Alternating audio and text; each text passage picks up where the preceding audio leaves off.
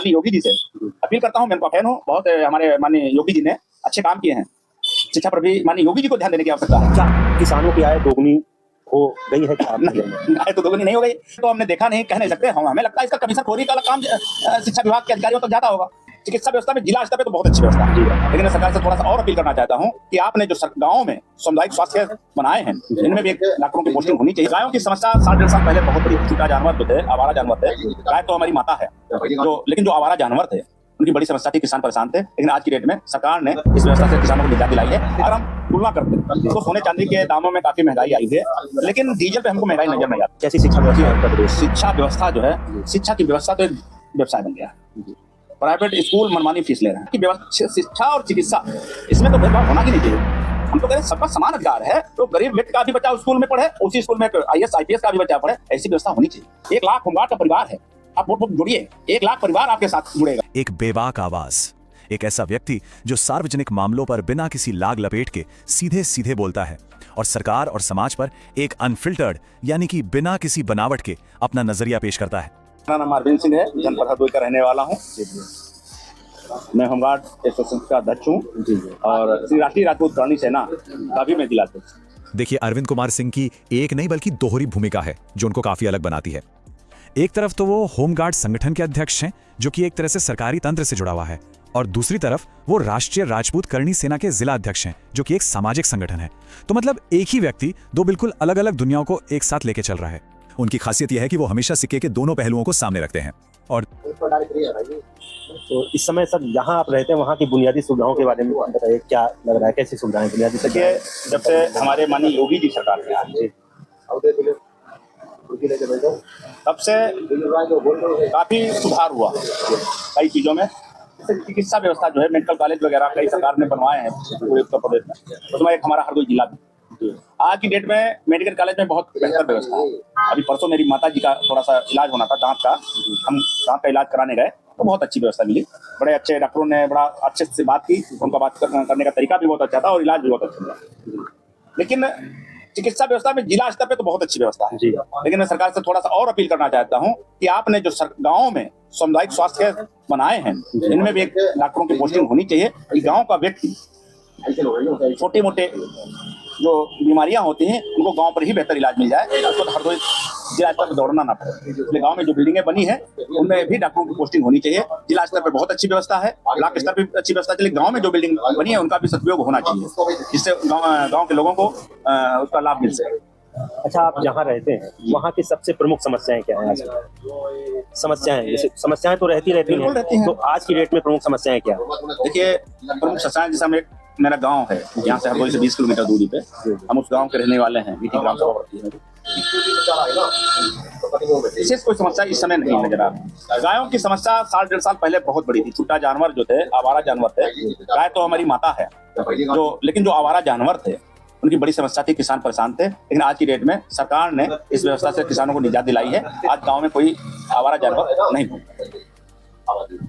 ये समस्या मतलब सॉल्व कर दी सरकार ने, इसके लिए मैं सरकार को धन्यवाद दूंगा। महंगाई, बेरोजगारी, पेट्रोल डीजल के बढ़ते दाम और सोने चांदी के बढ़ते दाम, देखिए इसमें सबसे बड़ा मुद्दा कौन सा रहने वाला होगा 2027 के विधानसभा चुनाव में? देखिए, क्या हो सकता है? देखिए, ऐसा है, सोने चांदी के भाव में काफी महंगाई आई है। पूर्व की बात अगर तुलना की जाए, अगर हम तुलना करते हैं तो सोने चांदी के दामों में काफी महंगाई आई है, लेकिन डीजल पे हमको महंगाई नजर नहीं आती। तुलना करें, आज के 20 साल पहले जहाँ क्या रेट था, फिर अगले साल क्या रेट, उस तरीके से तो डीजल में कोई खास अंतर नहीं नजर आ रहा मुझे। डीजल पे कोई महंगाई मुझे नजर नहीं। लेकिन देखा जाए तो जैसे पहले जो पेट्रोल के दाम रहते थे, डीजल के दाम रहते, जितना पेट्रोल के दाम रहते थे उसका आधा रहता था डीजल के दाम। आज की डेट में डीजल और पेट्रोल के दाम लगभग सेम है, क्या फर्क पड़ता है? देखिए, गाँव में आवश्यकता थी पहले डीजल की, किसानों डीजल की आवश्यकता थी, तो किसान है, किसान को डीजल की आवश्यकता पड़ती थी। आज किसान की आवश्यकता डीजल की कम हो गई। सरकार ने बड़ा काम एक कर दिया, योगी जी की सरकार में एक अच्छा काम हो गया। जो भी हमारे ट्यूबवेल हैं, प्राइवेट ट्यूबवेल हैं, उसको फ्री कर दिया है। हम तो हमारा ट्यूबवेल हम अपना भी भरते हैं, पड़ोसी का भी भरते हैं, तो डीजल का अब किसान पे कोई फर्क नहीं पड़ रहा।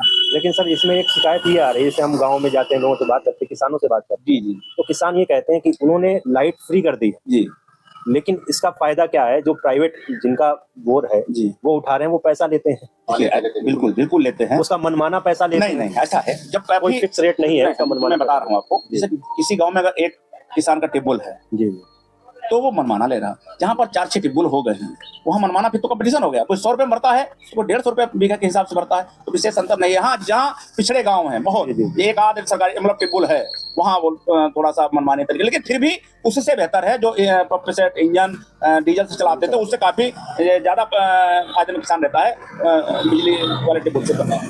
तो इसमें जैसे एक नहीं बन सकता है कि मतलब गवर्नमेंट एक फिक्स कर दे कि भैया इतना आप लीजिए, नहीं, इससे ज्यादा ना नहीं लीजिए। नहीं, ये तो नियम है ही नहीं। गवर्नमेंट ने या तो प्रति बीघा पे इतने आप ले सकते हैं। गवर्नमेंट ने तो आपको कनेक्शन दिया है आपको अपने यूज के लिए, उसमें कहीं व्यवसायिक नहीं है, व्यावसायिक नहीं, व्यवसायिक नहीं है। लेकिन आप पैसा ले रहे वो हैं। ले रहे हैं ना, आप व्यवसायिक आपका वो थोड़ा ना है, वो तो आपको, आप किसान है, आपके लिए टिब्बल दिया गया है। और या तो जैसे गवर्नमेंट ये करे कि खुद उनका बोरवेल करवा दे, सरकारी एक करवाए।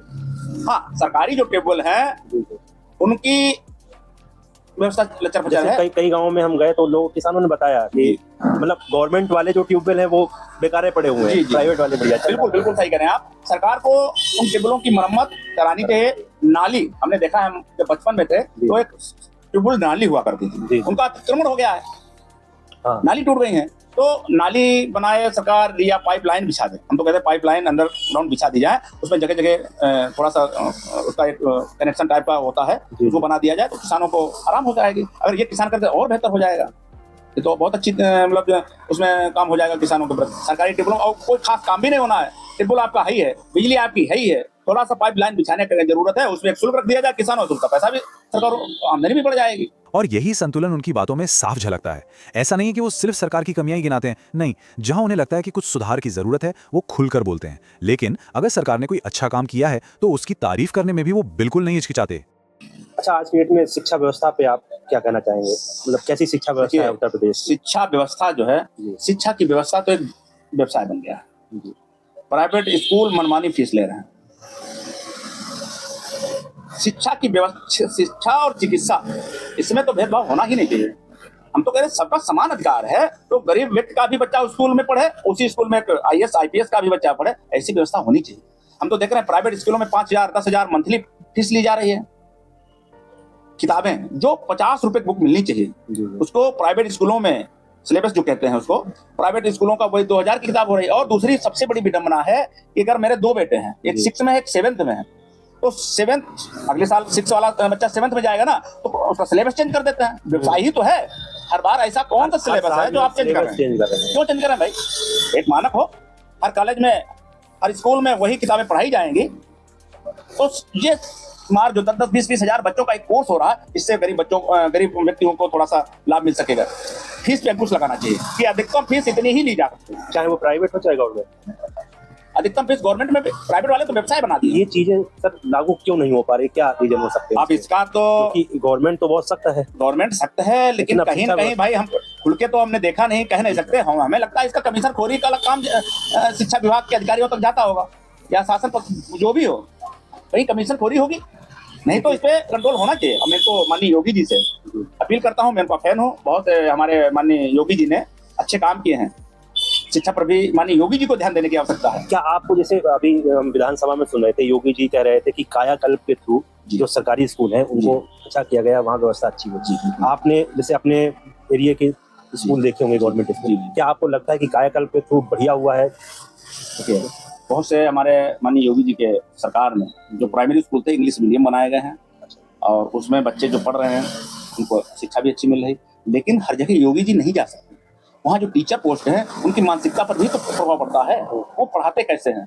कुछ तो हम तो देखते हैं बैठे 4 टीचर बैठ के लेडीज और जेंट्स अपने गप्पे मार रहे हैं, बच्चे खेल रहे हैं।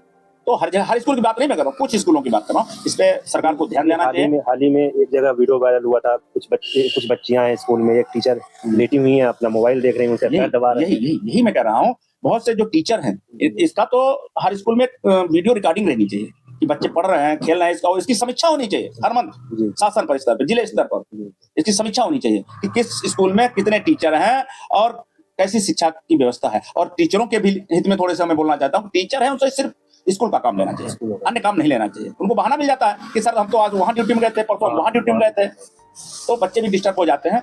उस पर भी ध्यान देने की आवश्यकता है। और शिक्षकों को भी, शिक्षक पहले की व्यवस्था में शिक्षक और शिष्य में बड़ा ही अति उन लोग प्रेम की भाव होता था। इस तरह के प्रेम भाव बना करके उनको बच्चों को शिक्षा की तरफ बढ़ाना चाहिए। क्या आपको लगता है कि ये शिक्षा व्यवस्था जो अव्यवस्था फैली हुई है, ये एक ड्रॉबैक होगा, या जो प्राइवेट स्कूलों की मनमानी है जिस हिसाब से फीस ले रहे हैं, ये एक ड्रॉबैक होगा योगी सरकार के लिए 2027 में विधानसभा चुनाव में? थोड़ा सा असर तो पड़ेगा, असर तो पड़ेगा, लेकिन मैं योगी जी से अपील करता हूँ कि अभी समय है। आपने बहुत से काम अच्छे किए हैं, शिक्षा पर भी, शिक्षा व्यवस्था पर भी सरकार को ध्यान देना चाहिए। और जो मनमानी फीस है प्राइवेट स्कूलों में, हमारे हरदोई जिले में बहुत ऐसे स्कूल है 5-5, 10-10 हजार प्रति बच्चे की फीस है। तो गरीब बच्चे अच्छी शिक्षा कैसे दिला सकेंगे? गरीब बच्चे जो हैं वो, जब शिक्षा व्यवस्था में अंतर है तो जो बड़े लोग हैं उन्हीं का बच्चा उच्च स्तर पर जा पाएगा, अच्छी नौकरी पा पाएगा। गरीब बच्चों के बच्चे कैसे पढ़ पाएंगे? इस पर समानता लाने की आवश्यकता है। मैं योगी जी से, माननीय मुख्यमंत्री जी से, योगी आदित्यनाथ हमारे महाराज जी हैं, उनको सम्मान से देखता हूँ, सम्मान से उनका नाम भी लेता हूँ। उनको थोड़ा इस पर ध्यान देना चाहिए कि इस पर व्यवस्था जो है बहुत अच्छी करनी चाहिए, इसको समानता लानी कर सकते। उत्तर प्रदेश में होमगार्डों के कल्याण और उनके हक की लड़ाई ही उनकी वकालत का केंद्र है। उनका मकसद इस एक लाइन में बिल्कुल साफ हो जाता है कि जो चीजें उन्हें मिलनी चाहिए, उनकी जो मांगे हैं, उन्होंने सरकार के सामने रखी। ये दिखाता है कि वो सीधे मुद्दे की बात करते हैं और उनका काम करने का तरीका भी दो स्तरीय है। एक तरफ तो वो सरकार से एक आम अपील करते हैं सभी होमगार्डों के अधिकारों के लिए, और दूसरी तरफ वो सीधे मुख्यमंत्री योगी आदित्यनाथ के सामने भी अपनी खास मांगे रखने से नहीं चूकते। अच्छा, होमगार्ड के आप वो अध्यक्ष जी, हैं, तो उसमें बात करना चाहूंगा, कैसी मतलब स्थिति है इस समय होम? देखिए, होमगार्ड पूर्व की अगर सरकारों की नज़र से देखा जाए तो आज बेहतर व्यवस्था है। पूर्व की सरकारों में हमारे होमगार्ड जवान 1 महीना ड्यूटी करते थे, 2 महीना खाली करते थे। आज हमारी, हम योगी जी से कई बार इस संबंध में मिले हैं गोरखपुर में, अपने लेटर पैड पर हमने ज्ञापन भी दिया है। शुरुआत में जब नई नई सरकार बनी थी तो योगी जी ने हमको आशीर्वाद दिया था कि ठीक है बच्चा, जाओ, परेशान मत हो, आपका कल्याण होगा। कल्याण तो हुआ। और आज हमारे होमगार्ड जवान 12 महीना ड्यूटी पा रहे हैं, लेकिन कुछ कमियां हैं। ड्यूटी तो 12 महीना पा रहे हैं। माननीय न्यायालय के द्वारा एक आदेश हुआ था, सर्वोच्च न्यायालय के द्वारा, कि होमगार्ड जवानों को पुलिस कांस्टेबल के वेतन के बराबर ड्यूटी भत्ता, वाचिंग अलाउंस और डीए दिया जाए।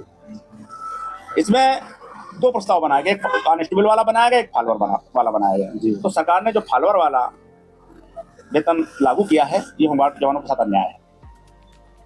जब समान काम का समान वेतन का आदेश हुआ था, एक होमगार्ड जवान जो है, होमगार्ड एक विभाग है, उसका जो होमगार्ड आपको जवान काम करते दिखाई दे रहा है, ये होमगार्ड कांस्टेबल है। और थाने में जो पुलिस कांस्टेबल है, ये पुलिस विभाग के कांस्टेबल हैं। होमगार्ड कांस्टेबल और पुलिस के कांस्टेबल में कोई अंतर नहीं है, सेम काम होता है।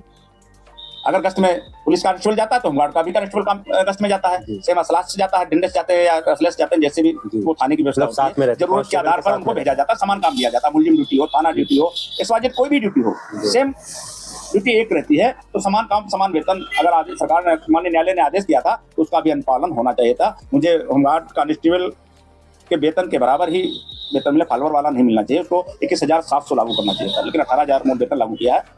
इसमें सुधार लाने की आवश्यकता। माननीय हम लोग फिर न्यायालय में गए हैं, कंटेम्प्ट ऑफ कोर्ट किया है, इसमें तारीखें पड़ रही हैं। हो सकता है न्यायालय के द्वारा मुझे बहुत जल्द न्याय मिले, लेकिन अगर न्यायालय के द्वारा न्याय मिलता है तो ये श्रेय न्यायालय को जाएगा, ये सरकार को श्रेय लेना चाहिए।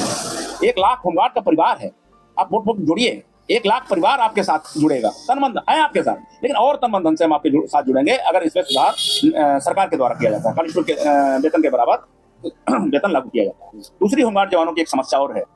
अभी हमारे माननीय मुख्यमंत्री जी ने आदेश किया था कि हर ड्यूटी स्थल पर एक रेस्ट रूम होना चाहिए, विश्राम कक्ष होना चाहिए, जिसकी व्यवस्था कहीं लगभग हमको लागू नहीं दिखाई दे रही।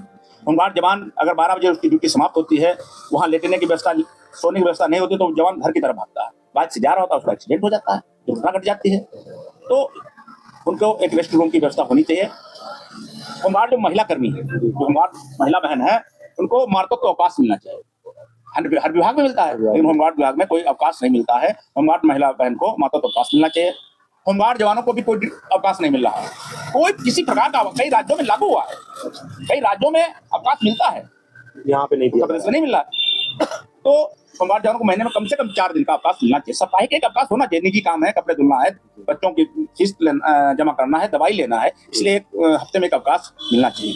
अच्छा, आज के समय आपके यहाँ पे जो मौजूदा विधायक, उनके कामकाज से आप कितना संतुष्ट हैं? देखिए, हमारे विधायक श्याम प्रकाश जी हैं, वो तो सरकार की जो कमियां होती हैं वो तो मीडिया के माध्यम से सरकार में रहते हुए भी बोलते हैं। ये कमी है सरकार की। बहुत अच्छे विधायक हैं, मैं उनकी प्रशंसा करता हूँ। सरकार में रहते हुए भी जो निंदा कर दे गलत काम की, इससे अच्छा विधायक कौन हो सकता है? श्यामप्रकाश जी की मैं प्रशंसा करता हूँ। जो काम अच्छा होता है उसको अच्छा बोलते हैं। अगर सरकार की कहीं गलती होती है, शासन प्रशासन की गलती होती है, तो उसको तुरंत मीडिया के माध्यम से तुरंत वो कमेंट करते हैं, बोलते हैं, बाइट देते हैं कि ये गलत हो रहा है। किसानों की आय दोगुनी हो गई है क्या आपकी नजर में? आय तो दोगुनी नहीं हो गई। किसानों की अगर आय की बात करें तो खर्चे तो बढ़ गए हैं। क्योंकि यहाँ भी गवर्नमेंट है, यूपी में भी, जी। ऊपर भी गवर्नमेंट, डबल इंजन की सरकार। जी। और वादा भी किया गया था जब सरकार आएगी किसानों की आय दोगुनी हो। देखिए, किसान की आय हम दोगुनी तब माने कि उसको 2000 गेहूं का रेट 4000 मिल जाए, 400 का गन्ना का रेट 800 मिल जाए, तभी तो दोगुनी होगी। रेट में बहुत कम अंतर होता है। 375 से 400 पे गन्ना का रेट गया, 25 रुपये प्रति कुंटल का रेट गया, वो भी 2-3 साल बाद। और खाद में आपने रेट बढ़ाया, 50 किलो की जगह 40 किलो पैकिंग कर दी। अभी बीच में खाद की किल्लत भी हो गई थी, किसानों को समय से उपलब्ध नहीं हो पाई। डीजल में महंगाई थोड़ी सी हुई है। तो सर वही मैं आपसे पूछना चाहता हूँ, अभी कितना समय लगेगा किसानों की आय दोगुनी करने अभी में? सरकार, केंद्र सरकार की नीति है, कितनी जल्दी उस पर काम करती, जितनी जल्दी सरकार किसानों इन उस पर ध्यान देगी, उतनी जल्दी इसका असर पड़ेगा। क्या इसका ये एक ड्रॉबैक रहेगा योगी सरकार के लिए 2027 में?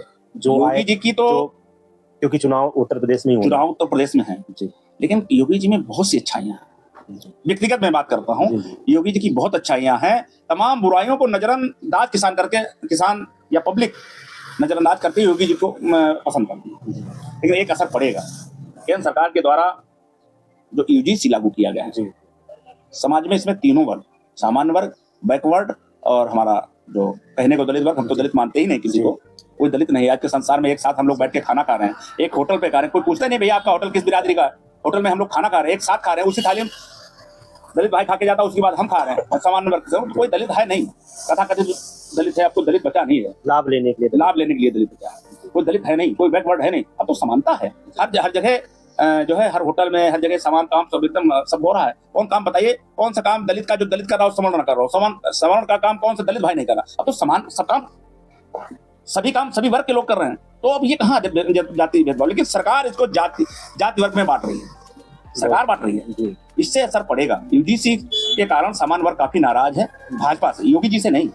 कि ये केंद्र सरकार ने लागू किया है, इसलिए केंद्र सरकार से नाराज है योगी जी से। माननीय योगी जी से नाराज कोई नहीं है, लेकिन सरकार से नाराज है, केंद्र सरकार से नाराज। इसका कुछ असर पड़ेगा, इसमें सुधार लाने की आवश्यकता है। समानता होनी चाहिए, कोई भेदभाव क्या हो सकता है? नहीं हो सकता। बाबा साहब भीमराव अम्बेडकर जिन्हें जब संविधान का निर्माण किया था तो समान सबका था।